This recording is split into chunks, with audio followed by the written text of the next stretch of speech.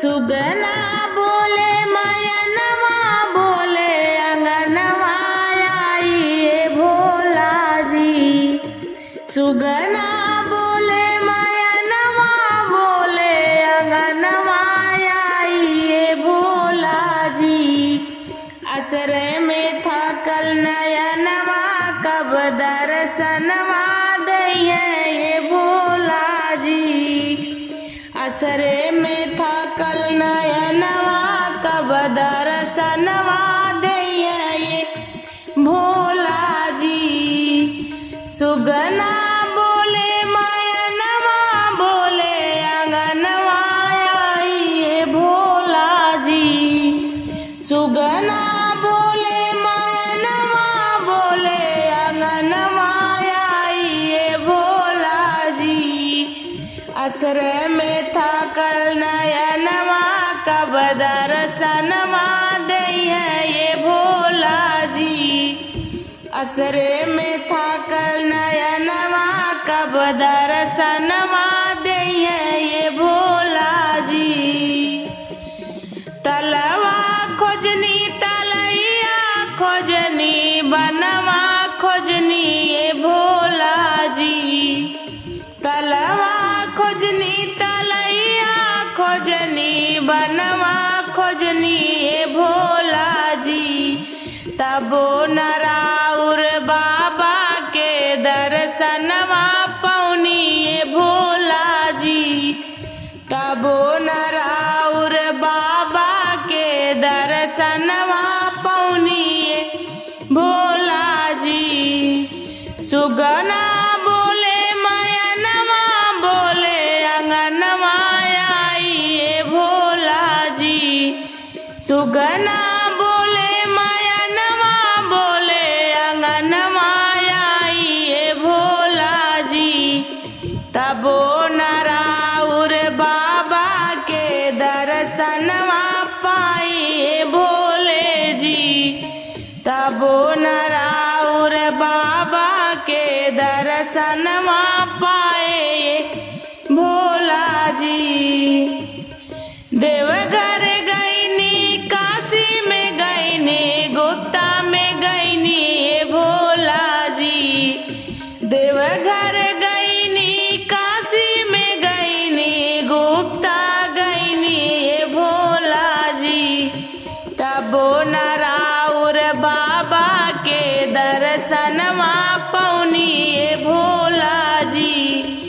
तबो नराउर बाबा के दर्शनवा पौनी ये भोला जी।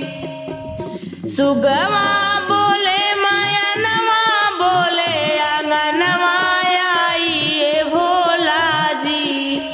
सुगना बोले मयनवा बोले अंगनवा आइए भोला जी। असरे में थकल नयनवा कब दर्शनवा दइए ये भोला जी। असरे में थकल नयनवा कब दर्शनवा दइए ये भोला जी। उज्जैन गईली अमरनाथ गईली देवघर गईली ये भोला जी। उज्जैन गईली अमरनाथ गईली देवघर गईली ये भोला जी। तबो नराउर बाबा के दर्शनवा पौली ये भोला जी। तबो नराउर बाबा के दर्शनवा पौली ये भोला जी। सुगना बोले मयनवा बोले अंगनवा आइए गुरु जी। सुगना बोले मयनवा बोले अंगनवा आइए गुरु जी।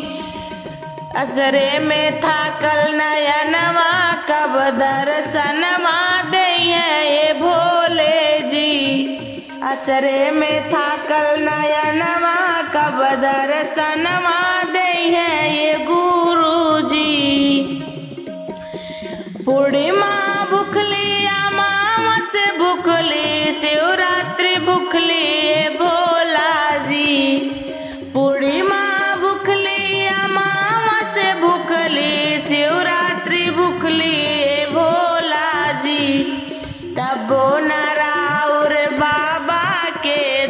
दर्शनवा पौली भोला जी। तबो न राउर बाबा के दर्शनवा पौली भोला जी। सुगना बोले मायनवा बोले अंगनवा आई भोला जी। सुगना बोले मायनवा बोले अंगनवा आई भोला जी।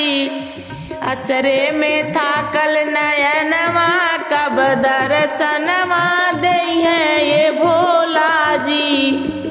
असरे में थाकल नयनवा कब दर्शनवा दे है ये भोला जी।